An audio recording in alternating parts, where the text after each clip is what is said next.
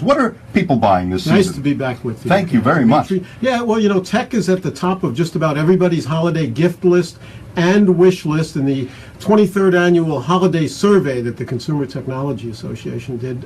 More than 2/3 of us said we were going to buy tech as holiday gifts. So think about it, something in every price range, from stocking stuffers up to one of those new flat panel 4K ultra high definition television sets. And televisions have been a big family gift really since television. And the top 5 again this year on the wish list are laptop computers, smartphones, tablets, televisions, and video game consoles. So those have been pretty much the top 5 for the last 6 or 7 years, really since the iPad was introduced to get the tablet into that mix. It's interesting you bring that up. All of these are surely incrementally better every year, but can you really say that something you bought in 2011 or 2012 is all that much worse than what you'll get here in you're getting late great stuff, 16? and that's this business is all about, in a word, innovation. There's always something new, and they're getting better. Television's a good example. A lot of people bought one 8 or 10 years ago in the first round of high definition TVs. They're ready for a new one.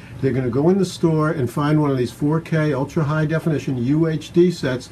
The price is spectacular. They're going to get much more bang for their buck. So it's really a terrific value. Has been forever, but there's really never been a better time to buy a television. Let's not hold back here. You've got an array of gadgets right in front of you. What would you like to start with? A couple of cool things. One is just shown up this year for the first time are drones, and I've got a little drone. Oh, here. there it is. Oh, it's taking off.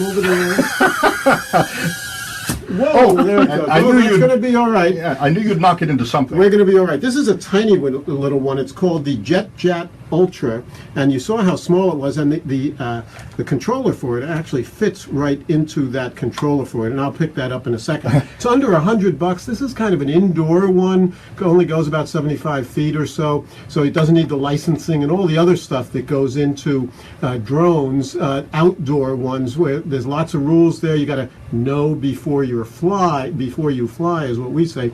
But the marriage of that has a little camcorder on it. The marriage of the camcorder, the action camcorder, with these flying robots is what really has made them take off as a product and as gifts this year. As tiny as that is, it ran into one of the glass walls here in the Glass Enclosed Nerve Center, and no harm done. Yeah, but it's doing fine. Here's a really great gift. This is a terrific idea for dad, primarily, or mom and dad, who has a collection of the kids growing up on video cassettes.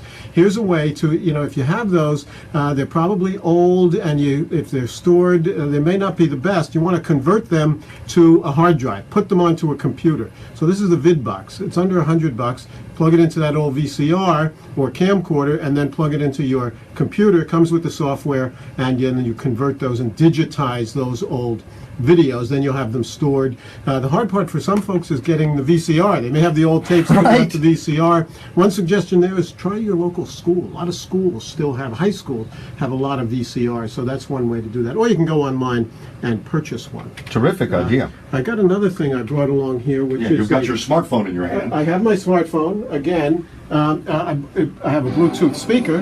You might be able to hear the sound out of that. This is a really nice one. Got a little Christmas carol there. Boston Pops.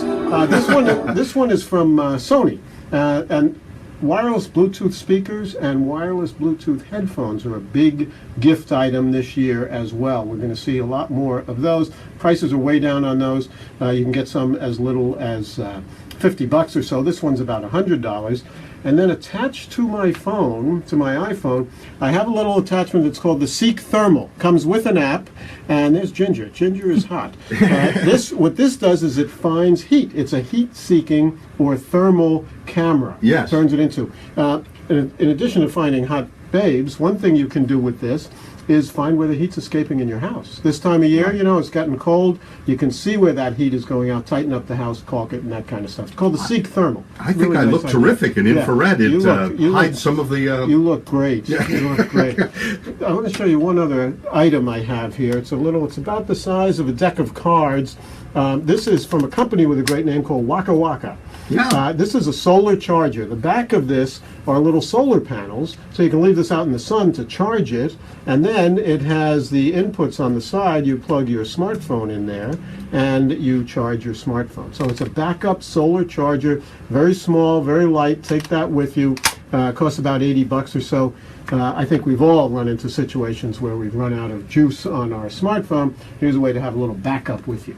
We used to have early adopters, if I could ask a philosophical question. Yeah. Do we still? I'm thinking maybe in the virtual reality realm where mom and dad and grandpa aren't ready to go out and buy the big goggles, Yeah. but certainly a lot of people are experimenting. We do still have early adopters in the tech world, and virtual reality is one good example of that, I think. You've got two ways to do virtual reality. One is very inexpensive if you already have the smartphone to get one of these headsets. Some of them well under $100. Even the cardboard ones that are about $10. Slip the smartphone in there, and then you get your virtual reality. The other way is to plug a virtual reality headset into your PC. And that, again, that's a little more expensive, usually $800 or $900 or more. Oculus Rift, HTC Vive are two examples of that.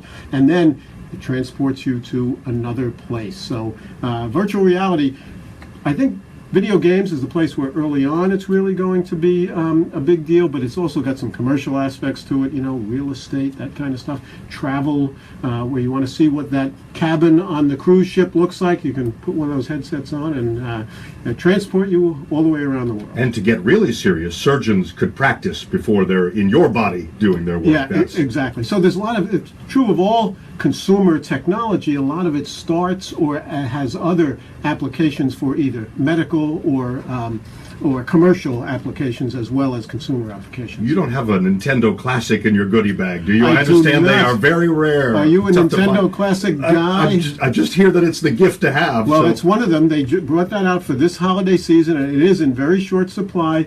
Video game consoles that were in the 8th generation, the NES, the Nintendo Entertainment System, I think 1985 or so. That's the one they're bringing back. That was maybe the 2nd generation or 3rd generation. So video gamers still around. A lot of us guys that grew up with them, the average age of gamers is way up now in the 40s or so. Jim, thank you very much. We always appreciate your visits. It makes our Christmas here. My pleasure. CTA.tech is the association website, or follow me on Twitter at CTA Answerman. All right. Jim Barry here in the Thanks, Glass Enclosed Nerve Center on WTOP. Thank you so much.